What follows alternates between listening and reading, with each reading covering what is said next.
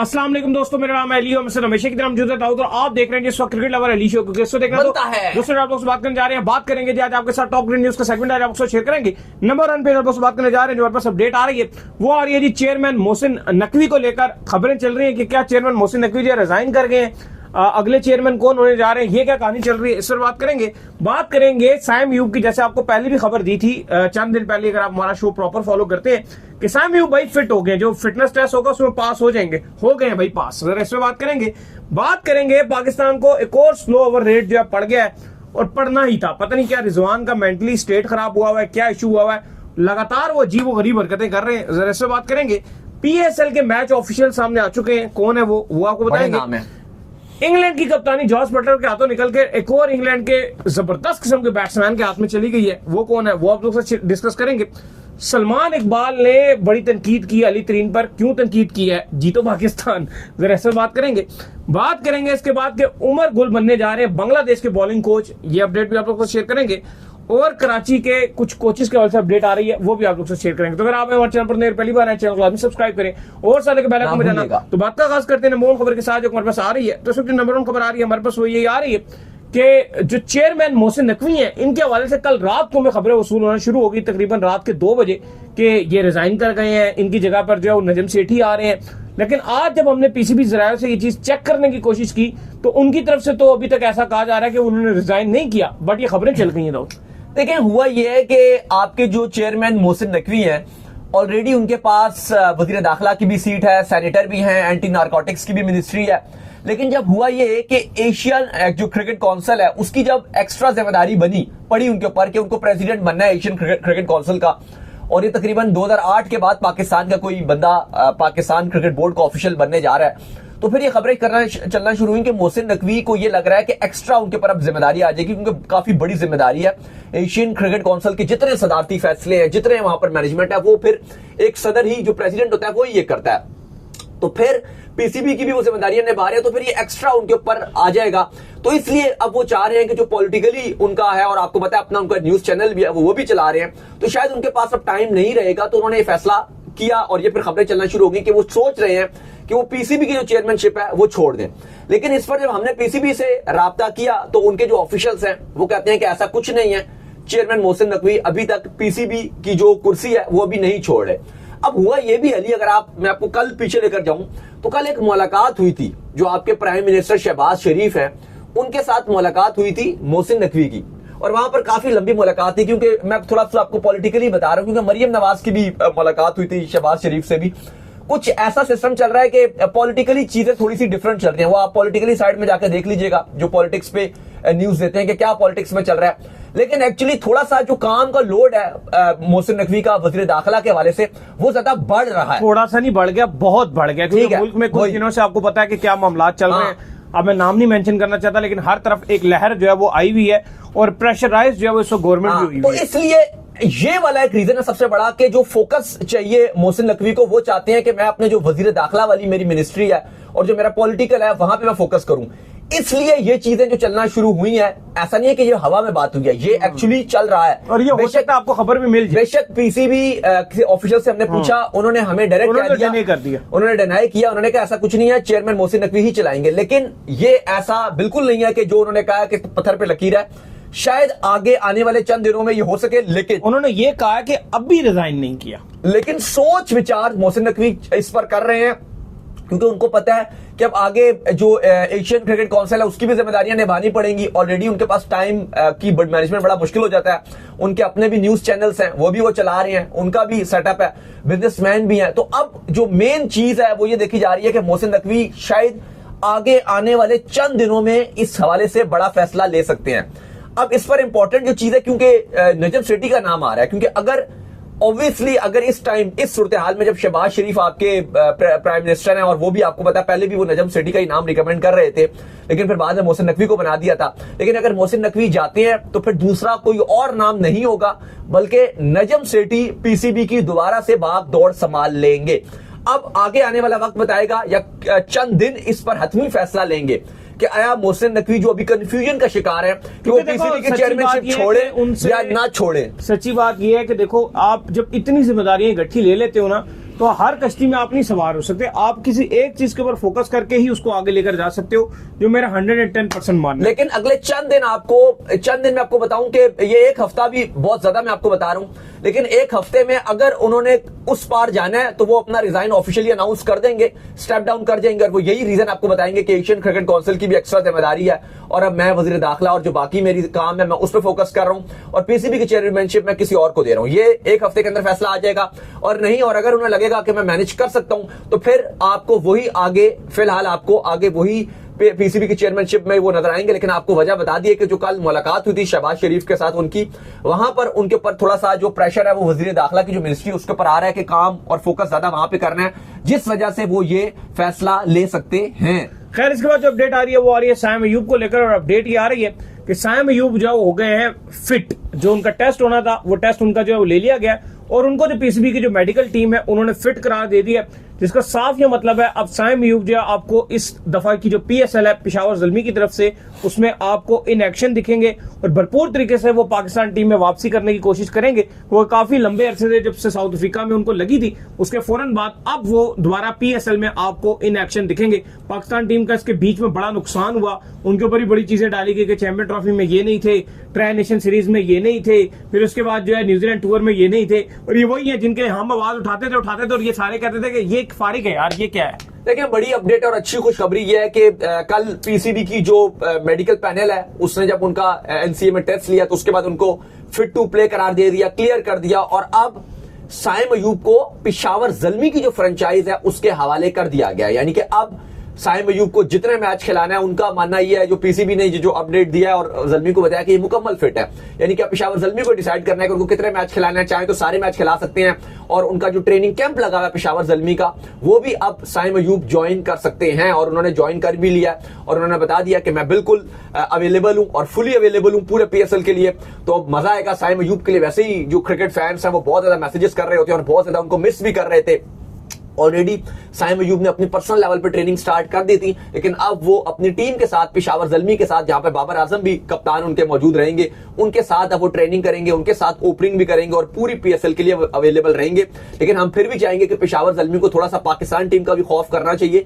आगे Asia cup sir पे खड़ा हुआ है, फिर आगे T20 वर्ल्ड कप है, तो एक्स्ट्रा लोड मत डालें। अगर उनको लग रहा है कि थोड़ा सा उनके लिए मुश्किलात है तो एक दो मैचेस, अगर कुछ मैचेस उनके टाइट भी आ रहे हैं कि 2-3 दिन के बाद फौरन मैच आ रहे हैं, तो वहां पर उनको एक आध मैच में आराम भी करवा दें, फिर खिला लें, फिर आराम करवा लें, कोई बड़ी बात नहीं है। ये उनका भी एसेट है, ऐसी नहीं है कि पाकिस्तान का तो है ही है एसेट, लेकिन पेशावर ज़ल्मी भी अगर एक्स्ट्रा लोड डालेगी और कल को अगर ये ब्रेक डाउन कर जाते हैं तो अल्टीमेट नुकसान उस फ्रेंचाइज का भी है, क्योंकि समहाउ फ्रेंचाइज सोचती है कि एक महीना जितना प्लेयर से निकालना निकाल लो क्योंकि हम इनको पैसे दे रहे हैं। ऐसा नहीं है, कल को अगले सीजन भी आपने इनके साथ खेलना है। अगर आप उनको, एक बड़ा स्टार है वो पाकिस्तान का, तो आप आराम से इस्तेमाल कीजिए, ऐसा उनके ऊपर लोड मत डालिएगा।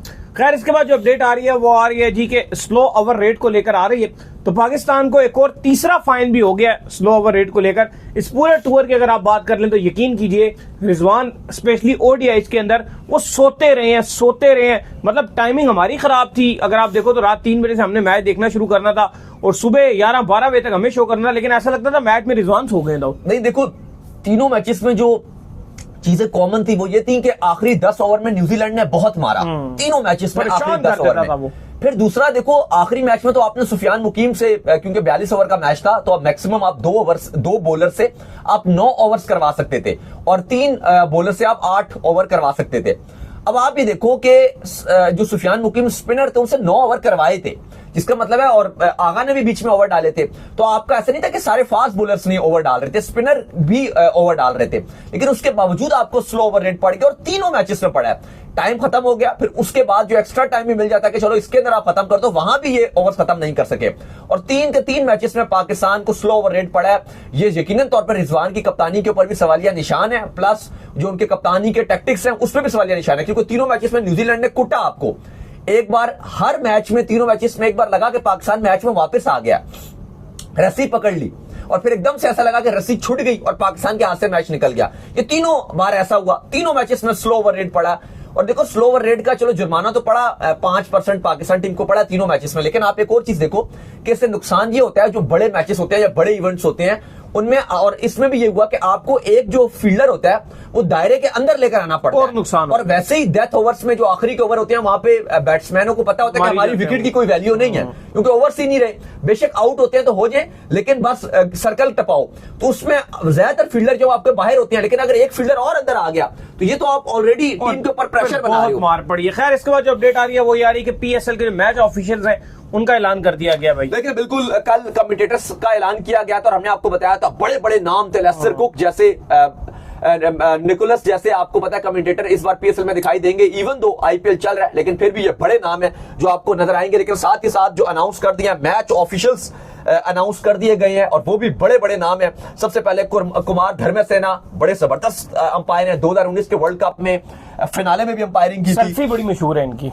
हर जगह जाके सेल्फी लेते हैं और ये इनका ट्रेडिशन है। और ये शायद कुछ लोगों को पता नहीं है, ये जो श्रीलंका वर्ल्ड कप जीती थी 1996 का वर्ल्ड कप, ये उस टीम का पार्ट थे और इन्होंने वो वर्ल्ड कप भी खेला था, मतलब विनिंग टीम का जो श्रीलंका की 1996 की विनिंग टीम थी, वो उस टीम का ये पार्ट थे। क्या बात है। और उसके बाद अंपायरिंग भी अच्छी करते हैं। फिर पॉल रैफल ये रहेंगे, क्रिस ब्राउन, एलेक्स वार्फ बड़े अच्छे अंपायर हैं ये रहेंगे, एहसन रजा, अलीम डार, आसिफ याकूब, फैसल आफरीदी, राशिद रियाज, नासिर हुसैन, अब्दुल मुकीत, तारिक रशीद, ये अंपायर रखे गए हैं। इसके अलावा अगर आप इसके जुल्फिकार भी हैं। इसके अलावा मैच रेफरी की बात की जाए तो सबसे बड़ा नाम मैच रेफरी में अगर आप देखें तो दो ही हमें नजर आते हैं, एक रजन मधुगाले ये भी रहेंगे, इसके अलावा अली नकवी, मोहम्मद जावेद, इकबाल शेख और काफी सारे जो है वो रखे गए। तो ये सब काफी प्रोफेशनल पीसीबी ने इस बार जो अपना मैच ऑफिशियल अनाउंस भी किया काफी अच्छा है, मैच ऑफिशियल्स भी काफी अच्छे हैं, खिलाड़ी भी बड़े तगड़े हैं,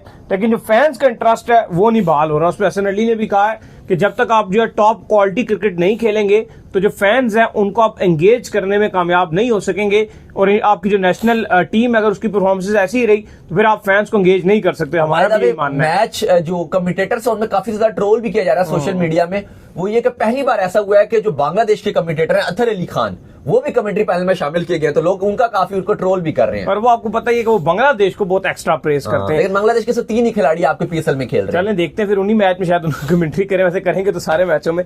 खैर इसके बाद जो अपडेट आ रही है वो ये आ रही है कि इंग्लैंड ने जॉस बटलर ने चूंकि रिजाइन कर दिया था, बड़ी बुरी परफॉर्मेंस रही थी उनकी चैंपियन ट्रॉफी में, वर्ल्ड कप 2023 में, T20 वर्ल्ड कप 2024 में, सब जगह पे इंग्लैंड को बुरे तरीके से जो है मात हुई थी। उसके चलते जॉस बटलर ने इंग्लैंड से रिजाइन कर दिया था। अब हैरी ब्रूक ने जो है वो उनकी जगह के ऊपर इंग्लैंड में ज्वाइन कर लिया है। हैरी ब्रूक इससे पहले अंडर 19 टीम की जो इंग्लैंड की टीम है उसको भी वो लीड कर चुके हैं। देखिए 2 बार कप्तानी उन्होंने इससे पहले किया, एक बार तो अभी जब बटलर अनफिट थे तो ऑस्ट्रेलिया के खिलाफ सीरीज थी 5 मैचेस की सॉरी, उसमें कप्तानी की थी। और अगर आपको याद हो तो 2018 का जो अंडर 19 का वर्ल्ड कप था 2018, उसमें हैरी ब्रूक ने कप्तानी की थी। और मुझे लगता है कि हमने ऑलरेडी खबर भी दी थी कि हैरी इवन चल रहा था कि जो उनके रॉब किए, उन्होंने भी कहा था कि ब्रेंडन मैकलम ने भी कहा था कि हम स्टोक्स को भी कंसीडर कर रहे हैं, फलाने को भी कंसीडर कर रहे हैं, लेकिन हमने आपको कहा था कि बाकी सब बकवास बातें हैं। हैरी ब्रूक ही एक स्ट्रॉन्ग कैंडिडेट है जो कप्तानी के लिए एक उम्मीदवार है और वही बनेगा।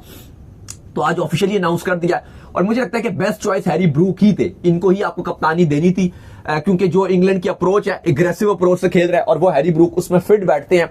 और इस टाइम एक ऐसा खिलाड़ी हैरी ब्रूक जिस फॉर्म में चल रहा है, पैसा इवन आईपीएल में बहुत क्रिटिसाइज उनको किया जा रहा था क्योंकि आईपीएल उन्होंने लास्ट मोमेंट पे मना कर दिया था, उनके ऊपर आईपीएल का भी 2 साल की पाबंदी लग गई है। लेकिन अब उनका फोकस जो रहेगा वो सारा का सारा इंग्लैंड के लिए रहेगा। नेक्स्ट जो इनकी बड़ी असाइनमेंट है वो अगले साल जो वर्ल्ड कप है भारत और श्रीलंका में 2026 का जो 20 टीम्स में खेला जाएगा, सेम एज इट इज जो अमेरिका में वर्ल्ड कप 2024 का खेला गया था अमेरिका और वेस्ट इंडीज में, उसी तरह का खेला जाएगा।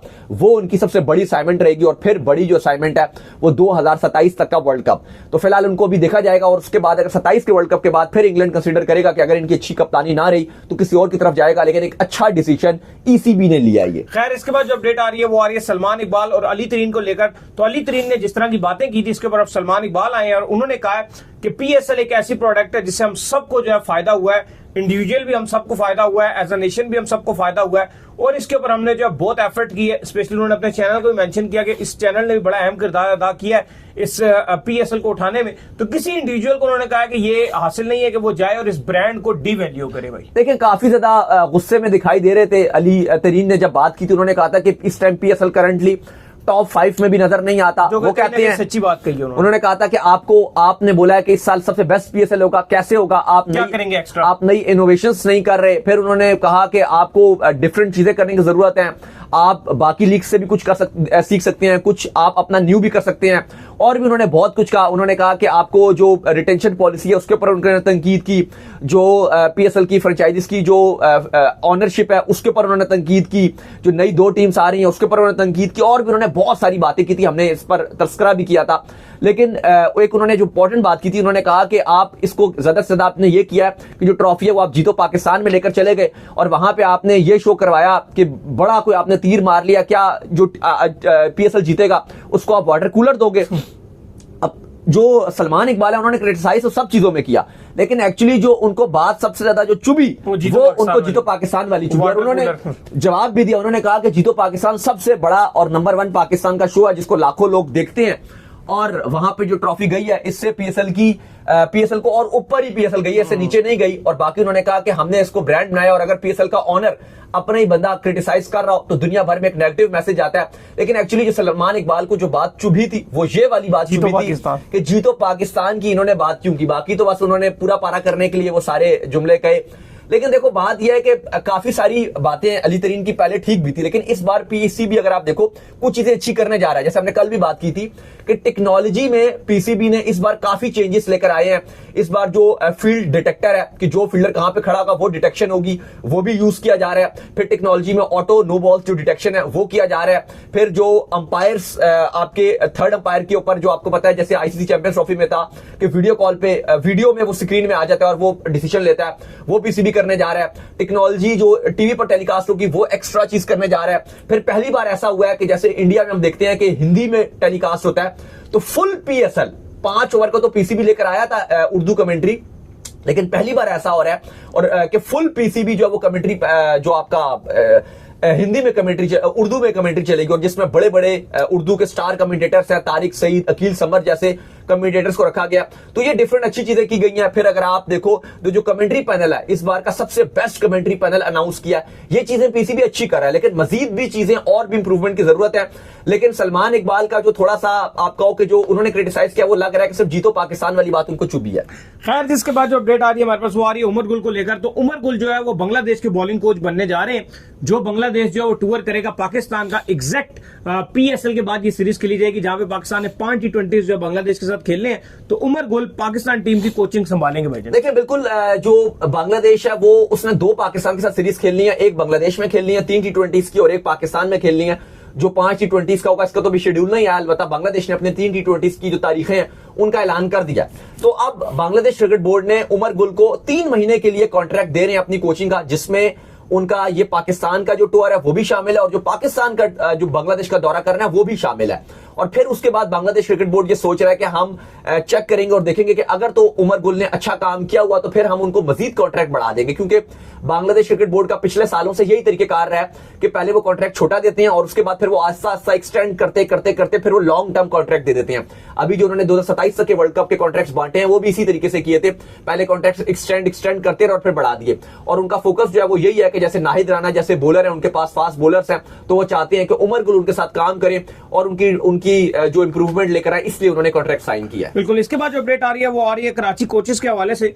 तो कराची के जो कोच है शॉन टेट वो पहुंच चुके हैं भाई कराची किंग्स ने जो उनको रख लिया भाई। बिल्कुल कराची किंग्स में अपना जो हेड कोच है रवि बोपारा वो भी आज पाकिस्तान पहुंच गए हैं, प्लस जो उनके न्यूली अपॉइंटेड बॉलिंग कोच है शॉन टेट उनको रखा है वो भी पाकिस्तान पहुंच गए और कराची किंग्स की फराइज अंजाम देंगे कोचिंग। इस बार कराची ने अपनी जो मैनेजमेंट है वो भी जबरदस्त रखी है और प्लस उनके जो फॉरेन प्लेयर्स हैं वो भी बड़े नाम है। वार्नर को कप्तान रखा हुआ है, केन विलियमसन इस टीम में रहेंगे, तो काफी तगड़ी इनकी जो टीम है वो नजर आ रही है। तो उम्मीद करते हैं आज हमारा शो आपका स्नैपचैट वीडियो को लाइक कीजिए, हमारे चैनल को सब्सक्राइब कीजिए, साथ के बेल आइकन को बजाइए, एक और काम कर लीजिए और वो कर लीजिए इंस्टाग्राम पर जाइए, इनको फॉलो कीजिए। इंस्टाग्राम पे मुझे फॉलो कर लीजिए, वहां पे मैं मौजूद हूं दाऊद क्रिकेट के नेम से। अगर आपको कोई सवाल हो तो भेजिएगा और इनको भी फॉलो कीजिए। मुझे फॉलो कीजिए, मैं ऑफिशियल के नाम से लिंक डिस्क्रिप्शन में मौजूद है। फिर आप सुनते हैं नेक्स्ट वीडियो, तब तक अल्लाह हाफिज़, ख्याल रखिएगा अपना।